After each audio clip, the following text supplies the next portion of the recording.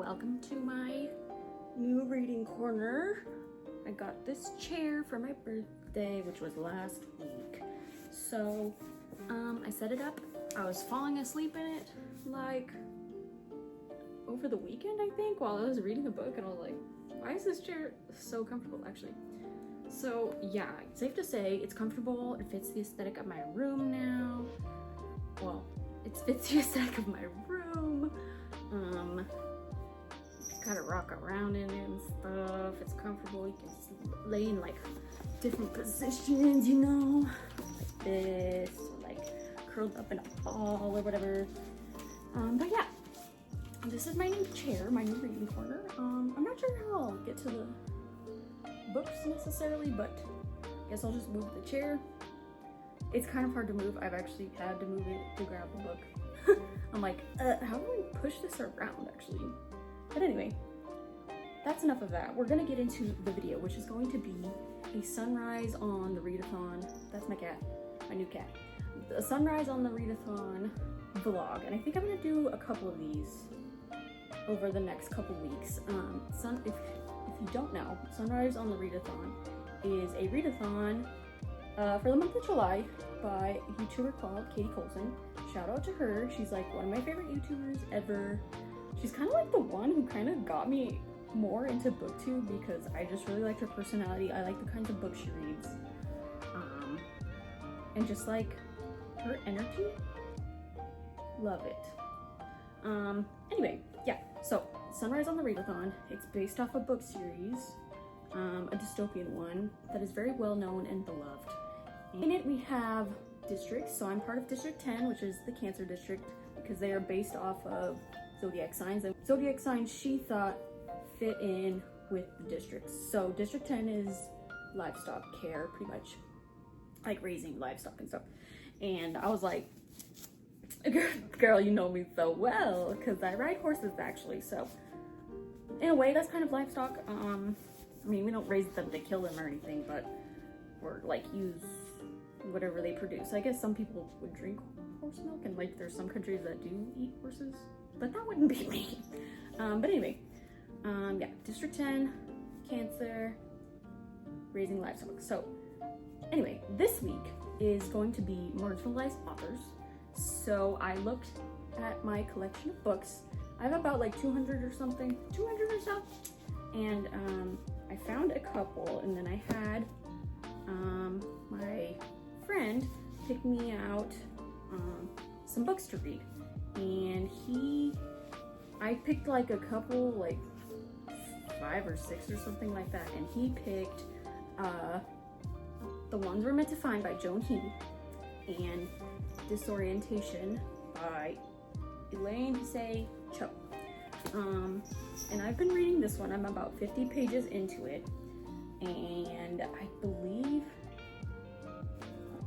I'm not sure what country she is from, but the characters, I feel like their names are like Japanese, so I don't want to say she's Japanese because I don't know for sure. I think she might be Chinese. So maybe the characters are Chinese too, but I'm not entirely sure. But anyway, this one is kind of like a dystopian, and I didn't really expect it to be that way, but it's about 2 sisters.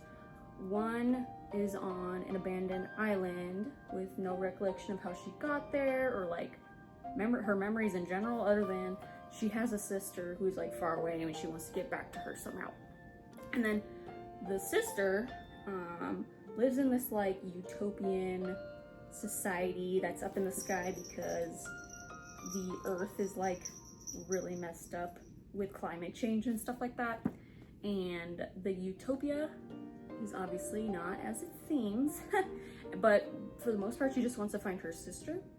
And what I've read so far, I'm like, wait, this is kind of a good like topic to talk about, because it goes into climate change but also goes into like mental health and how, well, I can't really go into it because I don't know if that would be spoilers or not, but like the mental health, it hasn't gotten too much into either of those, but from like what I'm seeing, like whoever is in authority or whatever is trying to control people by their emotions and like how wealthy they are. So that's kind of interesting so far. But I'm feeling I don't know if it's gonna be like completely a commentary on those two things, or if it's going to be like the sisters trying to find each other, or like a mix of both. But most dystopians like have elements of that, so unless they're written really poorly, then they don't go into politics at all, right? So anyway, that's the one we're meant to find, and this cover is gorgeous. So there's that. And then this orientation, I know the cover is like very bright and pink and pretty and cute, but I think it's like kind of like a dark academia. It's an academic novel, I know that. That's pretty much all I know about it. It's about a PhD student. And you know, her life's probably fucked up in some way, so I'm not I've had both these books for a while, but I'm hoping I finish them before Saturday. It's Tuesday currently, so I gotta finish this one probably in like the next couple days, and then I can focus on disorientation. But yeah, I think right now I'm going to make dinner because it's currently like 6:20 or something, and I need to eat something because, you know, starving yourself isn't good. and then I'm gonna go into reading the ones we're meant to find, and hopefully I don't fall asleep because I'm full and get sleepy because I'm hungry. I ate food and I just want to like be lazy and stuff, you know. So yeah, I'm gonna go do that, and I'll catch you later with an update about the ones we're meant to find.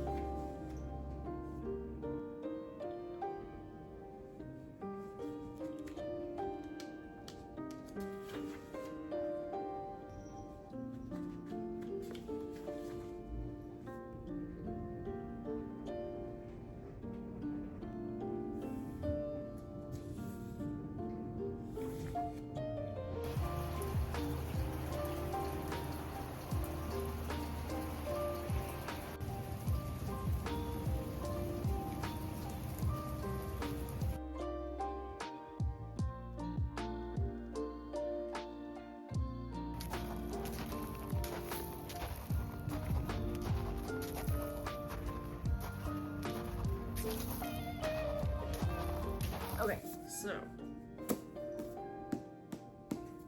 finished. I finished it really fast for me. Finished it in like 3 days or something like that. It was alright. I really liked C's point of view. Casey though, wasn't really feeling her. Sorry if you hear my cat, she's meowing. Casey's point of view, I didn't really understand all the politics about it. Honestly, it didn't feel very commentary-y to me. It mostly just felt like character studies, I guess, of the characters and like finding themselves, or like, you know, especially C. She kind of goes through it like a coming of age sort of deal. But yeah, Casey's, I didn't connect with her. I didn't like her character that much. I just thought she was very disconnected from me. I could not relate to her at all, or her like thought processes or anything like that. Like, it was interesting reading from that point of view, but for me, wasn't it? So I ended up giving this 3.5 stars because the writing was good. I did like, okay, the beginning was kind of boring and then the end was kind of boring, but the middle part was really good. The writing style was really good. I liked the difference between first person and third person between C and Casey respectively. I thought it gave C more of like a human-y feel, and Casey less so, you know. I think that was kind of like the point of that, so kudos to the author for doing that. But yeah, it was pretty good. It kind of ended open-ended, like you don't really know what's gonna happen at the end, and I think it's a standalone, so you're kind of left to like wonder like, oh, she's probably going to do this, but is she really? So we're never gonna know, I guess. So then I did start Disorientation. I'm really not that far into it. I'm 12 pages into it. I actually am really liking it so far. Well, can you really say that about like 12 pages in? I do like the setting it's in. The writing style is pretty good. I like the character so far. I feel like she's like me in a way. Like, she's that struggling student who's in like a lot of debt, and she's like struggling a lot with school, like trying to find her way, whatever. So I don't really know how this is gonna be like 400 pages. I don't entirely know what it's about, other than she's like a PhD student working on her dissertation. Like, is it about that the whole time, or is it like, I don't know. Anyway, so I'm gonna get to reading this because I have like a day to finish it, because this week's readathon, the week of this readathon is done tomorrow, which is Saturday, and I need to finish this to contribute to my team. So I still need to add this one in, but hopefully I'll finish this one before the deadline tomorrow. But it's like 400 pages, so I'm a little worried, and it's also, the text is a little bit more confined and small. This one was really easy to get into because look how big the text is compared to Disorientation. Like, who decided that? Well, I guess this is why. But yeah, so I'm gonna get back into this. We're gonna have a grand old time. Thank you.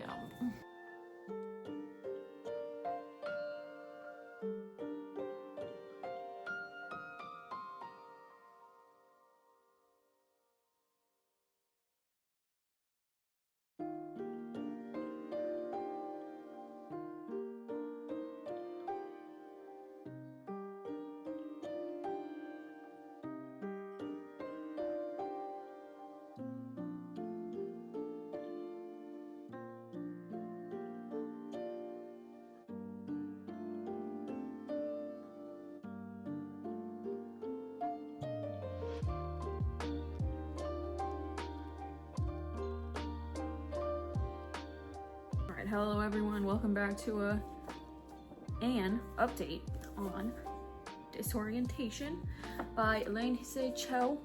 Oh, you know what's kind of funny? A character in the book has that last name. Is she trying to like reference something? Anyway, I don't know. I like briefly talked about what this is about. English. So it's about this woman who is writing her dissertation for her PhD, and it's on this fictional poet, and she's been working on this PhD for like a really long time at this point, like 8 years, because she's like 29 turning 30 in the book. And she discovers something that kind of like puts a wrench in everything and like messes everything up, and then things just quickly go downhill from there. And I'm kind of vibing with this book. The main character is kind of like unhinged, but in like more in like a mentally unwell way than like she's gonna go out and kill someone way, you know? Like she is Taiwanese, so her parents immigrated from Taiwan, and growing up she was like very American. Like she didn't want to be considered Asian. She just has like an identity crisis in this book, and she like talks about it a little bit and goes into that. And I feel like this book is it's discussing a lot of assimilation that Asians have in American culture, and how they kind of lose their own culture by assimilating into America and becoming American, and like what yellowface does to both the Asian community and American culture and community, mostly like white people, because that's who really does yellowface. So it's about that, and I feel like it's written very well, because you can see in her that she has some very contradictory feelings about being Asian, but also like wanting to present as white, or like present herself as like she wants to be assimilated in like any culture, because there's also a character in here who is African American, and she doesn't know how to act around her because she hasn't really interacted with Black people. So when she interacts with this person, the person's like, yeah, anyway, I hate when people do that. And then she's like, oh yeah, me too. Because she's like, oh, I guess that was the wrong thing to say. And so she's just like, she just wants to fit in everywhere. She doesn't want to be, like, she doesn't want to be one thing, is what I'm getting at, I guess. And I'm just like really liking it so far. I'm halfway through. I don't remember if I said that. But I'm thinking I can finish it today, because I have to, because it's for the prompt for this week for the readathon is marginalized authors, and she is a person of color. So I hope I can finish it before, I think the cutoff is 9 p.m. So it's currently like 12, almost 1 o'clock. So I'm thinking I can finish this before that, because right now I just sat and read like probably like 120 pages just in one sitting alone, and that like is a lot for me, because usually I can't focus that long. But I guess the book is like gripping me enough that I want to sit and read it. Also, I just feel like I do so much during the week, and the weekends are the only time I get like some semblance of free time.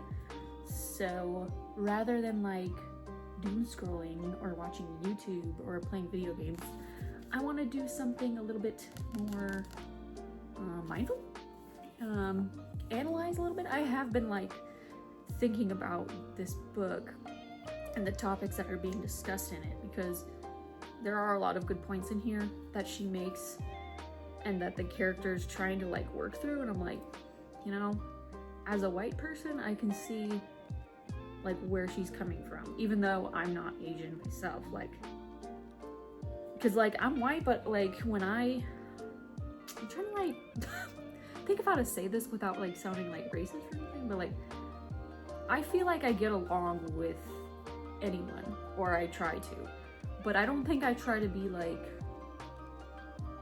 for example, if I'm like talking to a Mexican, it's not like I'm trying to be like a Mexican. I just like interact with them how I would any other person, I guess, you know? Like I'm not saying, like I'm not being like her, how she like interacted with the African American person in this book. Does that make sense? I don't know.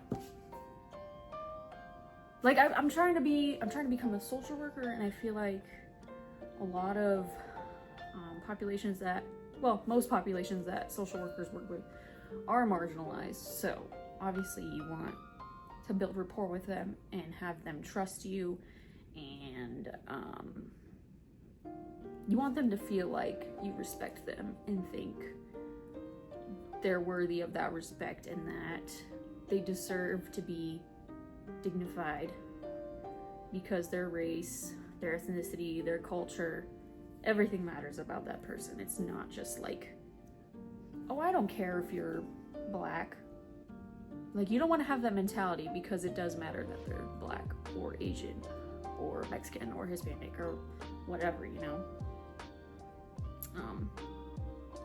So yeah, caring about a person's culture is very important, because the more you know about that culture, the more you're going to be able to talk to them or interact with them or engage with them and understand them as a whole person, rather than just like tiny aspects you see from them that they've like put into our culture. Because most people, when they come here or immigrate here, they want, I guess like part of them wants to like assimilate into American culture, but then like the other part of them wants to keep their own culture. Like, I feel like that, like I don't want to generalize that for everyone, because there are people that want to embrace their culture, but then there's some people that they feel like they have to assimilate into American culture, because a lot of Americans, mostly white, rich, white, old men or women, also like people my age too, middle-aged people, they're just very racist. And yeah, okay, kind of went off on a tangent there, but I just feel like this book goes into topics that should be discussed more. It's kind of, I haven't read Yellowface, but I feel like this and Yellowface are probably pretty similar to a degree. But yeah, it's pretty good. So I'm gonna keep reading it for today. I just wanted to give a little update since I'm halfway through. Did I go show you guys this bookmark? Because I think it's really cute. It is, I think it's QP, but it's an artist. I think they're local to here. Turtle Soup. Purchased their art from the local bookstore that I go to, local independent bookstore, because they sell like stuff from local places, like keychains and some ceramics and like t-shirts and bags and books and stuff. Well, hats, I meant to say hats, but books came out. Anyway, yeah, so I got that from there. Gotta support local, right? Yeah, anyway, let's get back into reading. You're supposed to keep watching the birds. I'm gonna be setting up for this because this is a setting up discussion. Okay. I finished it. I finished it in 2 days, bro. Kind of like a day and a half, honestly, because I spent all day yesterday reading it. And, you know, I wouldn't say I'm a slow reader, but I felt pretty slow reading this. I don't know why. Maybe because I was like absorbing it, I guess. Anyway, so I gave this like 4 stars. I very much enjoyed it.